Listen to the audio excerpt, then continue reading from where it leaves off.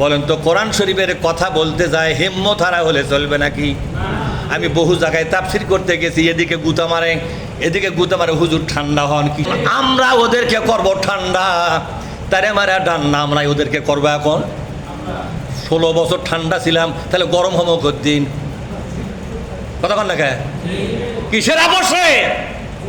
কোনো আপোষ নাই।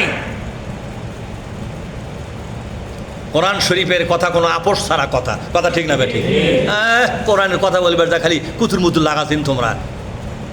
কোরআনের পক্ষে মানুষ তৈরি করতে গেলে দায়িত্বহীনভাবে কথা বলতে হবে। এখন যদি সাহস নিয়ে কথা বলতে না পারো, তোমার কণ্ঠ টিভি দেওয়ার মতো পরিবেশ তৈরি হচ্ছে না? হ্যাঁ, তাহলে আপনারা ক্লিয়ার? মানুষের আইনের পার্টি যারা করবে তারা কি হয়ে যাবে? আরো জোরে বলুন, তারা কাফের হবে। যদিও তারা নামাজি, যদিও তারা রোজাদার, যদিও তারা হাজিব, যদিও তারা তাহাজ্জুদ গুজারি, যদিও তারা জিকির আজকারকারী, কিন্তু এই লোকের জন্য মানুষের আইনের পার্টি করা হারাম করেছে কে? বলেন তো। শুয়ারের গোস্ত হারাম করেছে কে? শুয়ারের গোস্ত, কুত্তার গোস্ত, এগুলো হারাম না হালাল? তাহলে খাদ্যের মধ্যে এক ধরনের খাদ্য আমাদের জন্য হারাম, আর এক ধরনের খাদ্য আমাদের জন্য হালাল। বলেন তো রাজনীতির ভিতরে সব রাজনীতি কি আমাদের জন্য হালাল নাকি? গোস্ত হলি কি তা খাওয়া যাবে? রাজনীতি হলি কি সেটা করা যাবে? কথা কন না কে? গোস্ত হলি সেটা খাওয়া যাবে, তাহলে শুয়ারের গোস্ত খাবো নাকি? কুত্তার গোস্ত খাবা নাকি? ওটাও তো গোস্ত। বিলের গোস্ত খাবা নাকি? ওটাও তো গোস্ত। হাঙ্গর কুমিরের গোস্ত খাবা নাকি? ওটাও তো গোস্ত। রয়্যাল বেঙ্গল টাইগার ধরা পড়েছে, শিয়াল ধরা পড়েছে, এগুলো কি খাওয়া জায়েজ আছে নাকি? গোস্ত হলি কি জায়েজ হবে? এই গোস্ত কার জায়গার থেকে আছে সেটা দেখা লাগবে না? রাজনীতি খারাপ হয়ে আছে দেখে একটা করলেই কি হবে নাকি? হ্যাঁ, রাজনীতির মধ্যে হারাম আর হালাল আছে। ইমানদারদের জন্য মানুষের তৈরি করা রাজনীতি করা আল্লাহ পাক সম্পূর্ণ হারাম ঘোষণা করেছে। যারা ওই রাজনীতিতে যাবে তাদের ইমানটা বাতিল করে দিবে কে? আর জোরে কোন কে? ওয়ালাকাদ ওহিয়া ইলাইকা ওয়া ইলাল্লাযিনা মিন ক্বাবলিকা লাইন আশরাকতা লা ইয়াহবাতান্না আমালুকা ওয়া লা তাকুনান্না মিনাল খাসিরিন। আল্লাহু আকবার পাঠ করলেন না? ধন্দা লাগা গেছেন?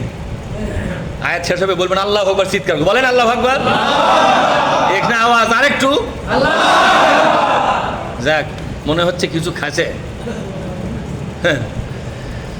ভাইরা আমার, আল্লাহ পাক বলছেন নবীজি তোমাকে একটা চূড়ান্ত রায় আমি শোনালাম, এ কথা আমার চূড়ান্ত কথা, এর কোনো পরিবর্তন হবে না। একই কথা আমি তোমার পূর্বে যত নবী এসেছিল, যত রসুল এসেছিল, যত নবী রসুলের সাহাবীগণ ছিলেন, নবী রসুলের অনুসারীগণ ছিলেন, তাদের সকলের জন্য কথাটা আমি বলে দিয়েছি। কথাটা একই কথা, চূড়ান্ত কথা, এই কথার কোনো পরিবর্তন হবে না। সে কথা হলো নবী, তুমি যদি শিরকের সঙ্গে থাকো, শিরকের সাথে তোমার যদি কোনো সংশ্লিষ্টতা থাকে, যোগ সাজস থাকে, আমি আল্লাহ কথা দিলাম নবীজি, নবী হিসেবে যত ইবাদত করেছো তোমার আমল নামার ভেতর থেকে সব ইবাদতকে ধুইয়া মুছা সাফ করে ফেলাবো। খুব কাম ভালো হবে? নবীকে এই হুমকিকে আল্লাহ এমনি দিয়েছে। আল্লাহ কি বলবে নাকি ও নবী এটা আমি মিশা কথা কইছি, এমনি কইছি, মানুষ ভয় দেখানোর জন্য কইছি, এ কথা বলবে নাকি আল্লাহ? আল্লাহ কি বলেছেন? আমি যা বলি আমার চূড়ান্ত কথা, ইন্নাহু লাকাউলুল ফাসলু ওয়া মা হুয়া বিল হাজাল। আমি যা বলি তা চূড়ান্ত কথাই বলি, কোনো পাকা কথা আমি নবীকে বলি আর পাবলিকক বলি, কথা একই কথা। সে কথাটা কি?